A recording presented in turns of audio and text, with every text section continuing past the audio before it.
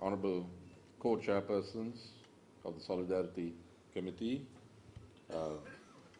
His Excellency Ambassador Anwar al-Agha of the State of Palestine, Your Excellencies, ladies and gentlemen.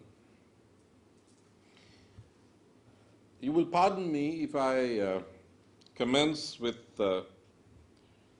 something of a personal note. I have here with me an article written by President Mahinda Rajapaksa, but long before he became the President of Sri Lanka.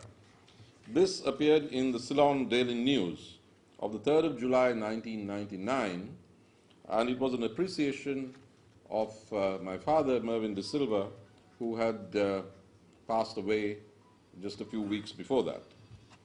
And in that, Mr. Mahinda Rajapaksa, at the time cabinet minister in the government of President Kumaratunga, says, and I quote, he's referring to my father, he says, being only a student of politics, I remained a passive participant at the meetings Mr. De Silva had with my cousin Lakshman and George, gathering valuable points. However, I came still closer to him after I became a member of parliament in 1970, and the frequency of meetings grew after the formation of the Sri Lanka Committee for Solidarity with Palestine, when the journalists who launched this organization elected me as its president.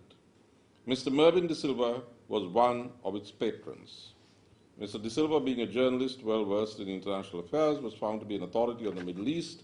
Our Solidarity Committee naturally considered him as an invaluable asset. I had the pleasure of introducing him to a number of Palestinian delegations visiting Sri Lanka, and I'm proud to say that all of them were surprised about his knowledge of Middle East and Palestine issues in particular. Mr. De Silva maintained a very close relationship with the Embassy of the State of Palestine in Sri Lanka, and his ambassadors had a very high regard for him, unquote. So you will understand that I am emotionally very gratified to be invited to address you here today, because this story is not only political, but for me it is also personal, and involves the relationship that my father had with the cause of Palestine, and a relationship that involved an equation with President Rajapaksa.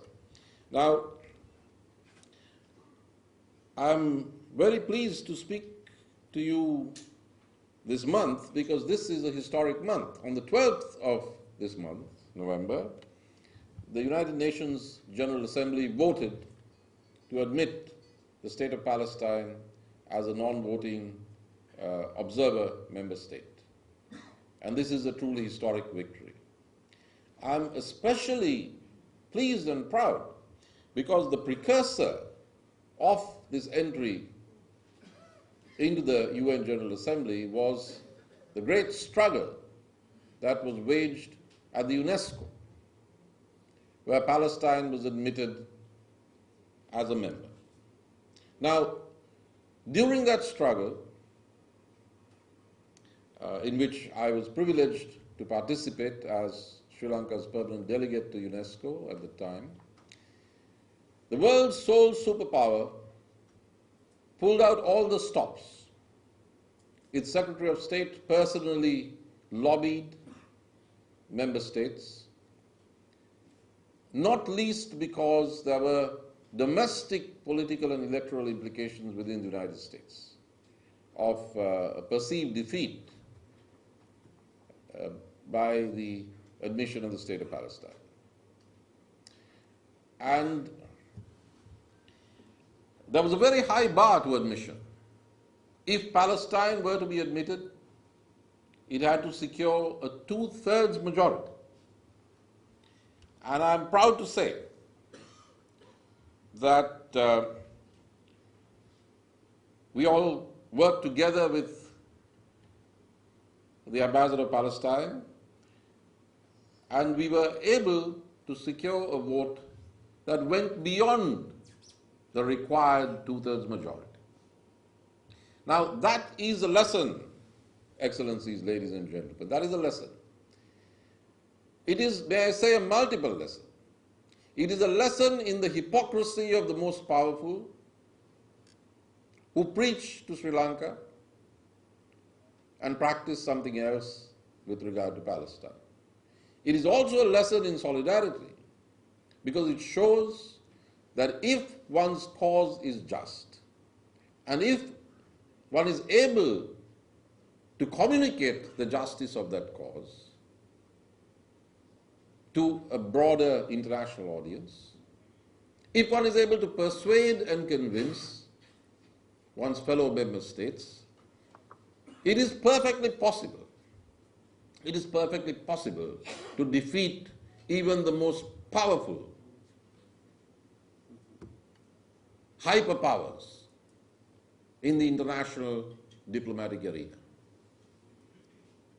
In its own modest manner, Sri Lanka did this once in May 2009 during the special session in Geneva. But the most magnificent achievements have been those of Palestine at the UNESCO and the UN General Assembly, and perhaps above all that of Cuba, which repeatedly wins the solidarity of the people as manifested in its 188 votes to 2, I believe, this year in the UN General Assembly in the resolution it brings every year in opposition to the blockade of Cuba. Now that is a lesson. Excellencies, ladies and gentlemen, of all the causes that the countries of Afro-Asia fought for at Bandung in 1955, of all the causes that the non-aligned movement fought for from its founding in 1961, there is only one cause that remains in a state of relative defeat and abeyance, and that is the cause of Palestine. All the other causes that the generation of my father fought for have triumphed. The cause of decolonization has triumphed. The cause of dismantling apartheid has triumphed. But this exceedingly just and long-standing cause, that of the peoples of Palestine, remains to be won. Victories have been scored, as we just mentioned. But why has this cause not succeeded in winning? Is it because the cause is unjust? Far from it, ladies and gentlemen, far from it. We have heard in Sri Lanka for quite some time now the slogan of self-determination. And that slogan, may I say, has been misused or distorted to support the cause of ethnic particularism. This is not to say that ethnic minorities do not have the right of autonomy and certainly are entitled to equal rights. But Sri Lanka is a place in which we have heard over and over again that a minority is entitled to self-determination, to political self-determination. And now we hear a variant of internal self-determination. May I say, ladies and gentlemen, that this is a distortion of the cause of self-determination and national liberation as recognized by the United Nations and by its most numerous or largest segments such as the group of non-aligned nations. The right of self-determination to the point of political liberation, of national liberation and independence, pertains to situations of external occupation. It pertains to the problem of colonialism and the problematic of decolonization. It does not pertain to a particularist cause of breaking up existing nation states which are legitimate and have asserted their independence after many centuries of colonial oppression. Now, in the case of Palestine, we have a classic example of the just call for self-determination. The people of Palestine have been subject to invasion and occupation. Israel has invaded every one of its neighbors at one time or the other. It has crossed legitimate national borders and occupies the territories of most of its neighbors. The Palestinian people have been dispossessed en masse. They live in conditions of permanent occupation at the hands of those who arguably had a very long historical linkage with that area, but had returned to that area, for better or worse, only a century ago. Now, the Palestinian case, therefore, is a classic case of the just call for self-determination and national liberation. But the same states that wag their fingers at Sri Lanka, which has not invaded or occupied anybody, which has not attempted to take an inch of soil which belongs to anyone but our own people, which has never strayed outside the borders, the legitimate borders of Sri Lanka. The same people who wag their finger at Sri Lanka sit on their hands when it comes to the just cause of the Palestinian people and their right to self-determination. Palestine and Sri Lanka, in that sense, Your Excellencies, Reverend Sirs, are two sides of one coin. Two sides because you have a classic example of double standards on the part of the hegemonic powers in the international order. One of the advantages, ladies and gentlemen, of being a former ambassador rather than a serving one is that I can make even more undiplomatic remarks than I'm supposed to have made when I was a serving ambassador. And may I say this loudly and clearly. If the Prime Minister of Great Britain, Mr. David Cameron, cared about oppressed people, if he cared about political prisoners, if he cared about the disappeared, if he cared about settlements, if he cared about the occupation of lands, if he cared about the dispossessed, then let him visit the West Bank and Gaza.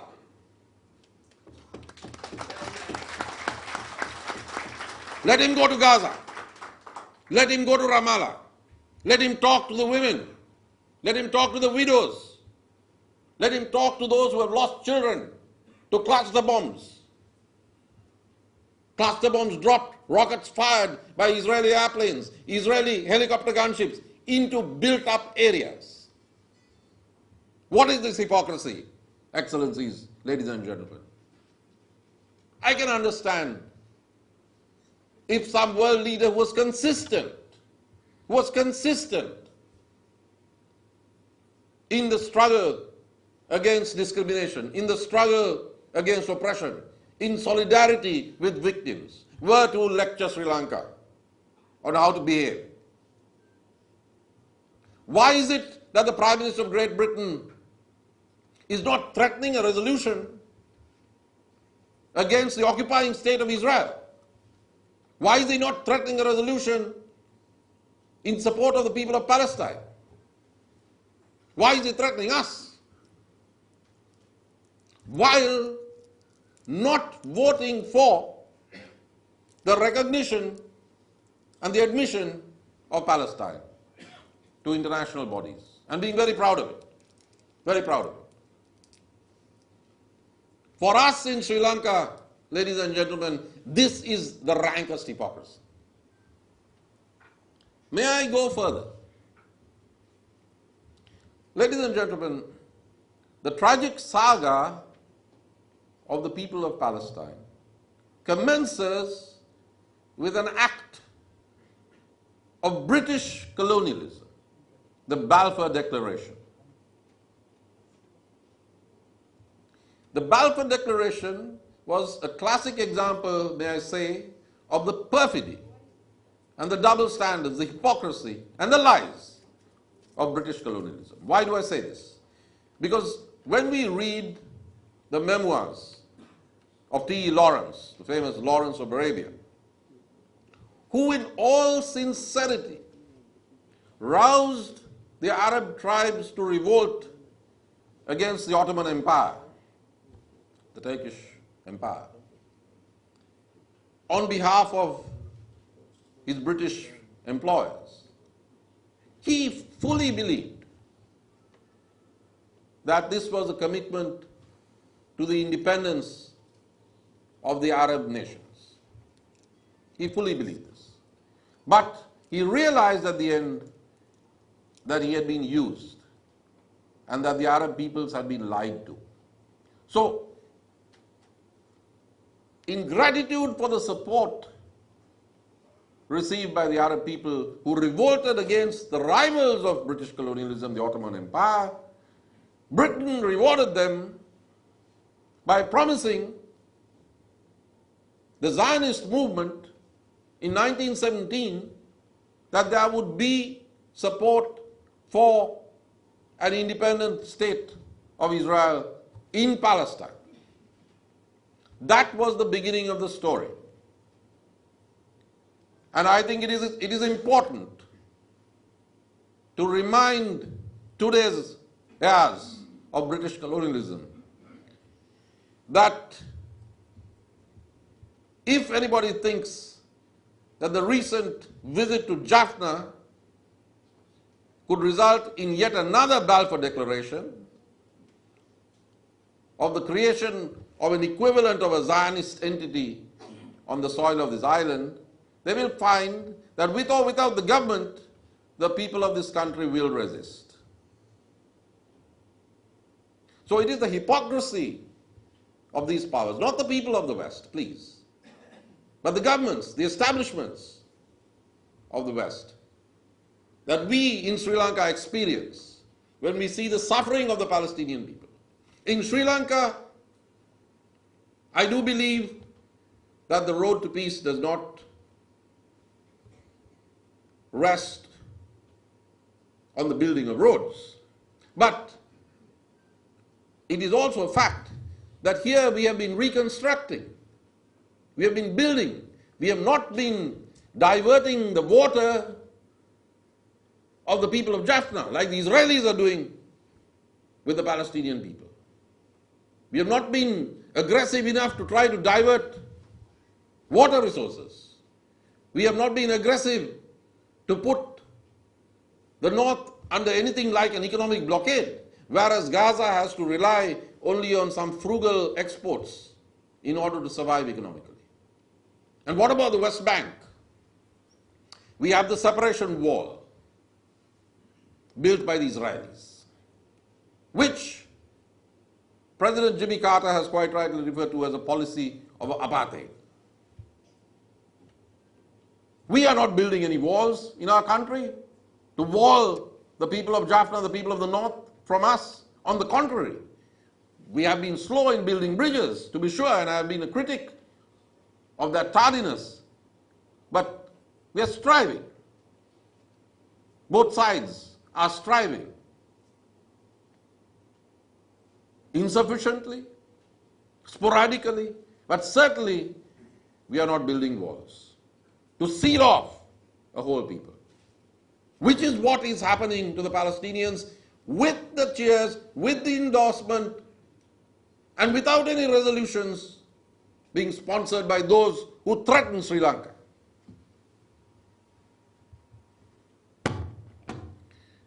Ladies and gentlemen, the daily life of the Palestinians, both in the West Bank and Gaza, is very difficult for anybody to behold, but it is known. The hundreds of checkpoints, the struggle just to get to work and back, the fact that certain neighborhoods are sealed off from certain other neighborhoods, the fact that free passage is impeded.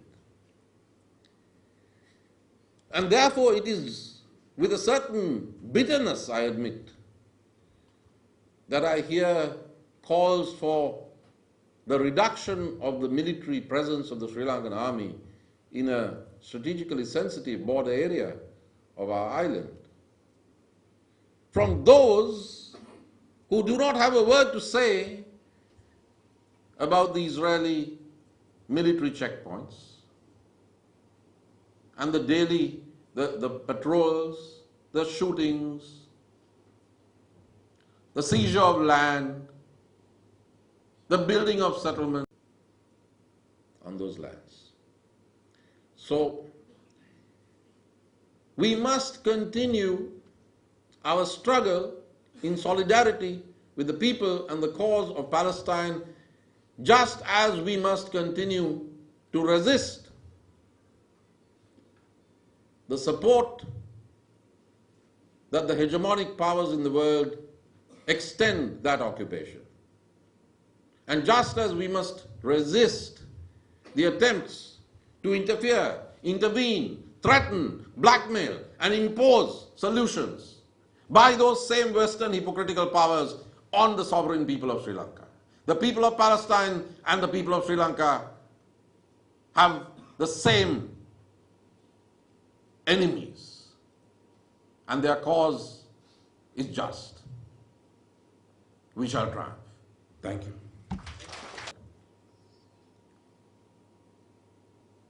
The same people who took 28 years and 2 commissions to inquire into Bloody Sunday in 1972, where there was no fog of war,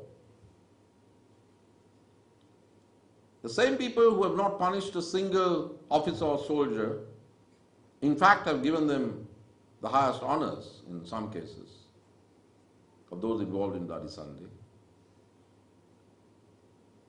point their finger at us from their own parliaments. Let them prove their sincerity by doing something about Palestine. Let them at least go there, as they did in this theatrics in Sri Lanka last week. Let them visit. At least President Obama has visited. But let the British Prime Minister visit Gaza and the West Bank before he preaches to us. Now, it is not that the Palestinian cause is not fraught with problems. We are all concerned, and we hope that there will be political unity. Because without a united front, no cause has triumphed. No cause has triumphed. As Fidel Castro once said, division in the face of the enemy was never an intelligent strategy. This is true, especially when one faces an enemy as implacable as Israel is for the Palestinian people. I must also use this occasion, Excellencies, ladies and gentlemen, to make the point about the Gaza war of 2008 and Sri Lanka's war to terminate the conflict with the Tigers. In 2008, the United Nations Human Rights Council debated and passed a resolution on Gaza. I was one of those who spoke up. The ambassador of Israel, based in Delhi, protested officially to the Sri Lankan government. Now, the reasons that I spoke were not only my intrinsic and, may I say, inherited solidarity with the people of Palestine, but because what was happening there was very different from what was going on in Sri Lanka. The Sri Lankan armed forces did not cut off the exits of civilians. The Zionist armies, in their attack on Gaza, did precisely that, except for those occasions where the Rafah crossing was opened up, and that was no thanks to Israel. The people were boxed in. But the Sri Lankan armed forces sacrificed their lives in order to punch through the bunker and bund complex of the LTTE, behind which the civilians were held. Many special forces and commando fighters lost their lives in very difficult attempts to rescue the civilians. Those bunkers and bunds could have been flattened by the use of heavy artillery or rockets or aerial bombing. Instead, the Sri Lankan armed forces took the risk of doing it the hard way precisely because there were civilians behind those lines. Now, that is not what happened in Gaza. It was cut off, it was sealed off, and it was bombed. That is why the UN Council of Refugees head, John Ging, who was in Gaza at the time, was saying what he did on television and said something completely contrasting when he came to Sri Lanka about the situation here, more recently, about a year ago. Because he saw the difference in terms of policy and in terms of outcome. But that voice is not heard. You don't hear it. The BBC doesn't interview John Ging. Channel 4 certainly doesn't interview John Ging. But it is because what we were doing, trying to do to reunify our country, to put an end to suicide bombing terrorism, was very different in its treatment of the civilians than what the Israelis were doing during the Gaza war. And the Human Rights Council upheld that. We remember who voted for and who voted against. It's really the other way around, because hardly anybody who stood in solidarity with the people of Palestine have stood against Sri Lanka, and hardly anybody who is now standing against Sri Lanka were in solidarity with the people of Palestine during the Gaza onslaught.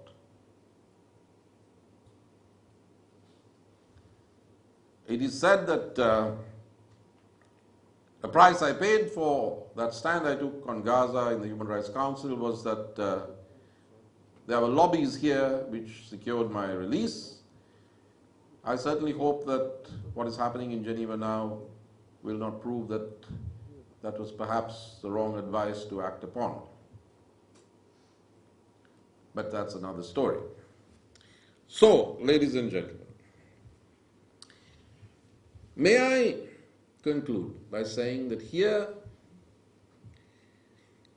in the matter of Palestine, we have a cause that is not only of long standing, but a cause that is manifestly just, of a people who have been dispossessed, of a state that is invaded and occupied and remains in occupation of the land of other countries, of people who cannot visit their neighbors because they are sealed off, or people who cannot go to work, or people who cannot sell their produce.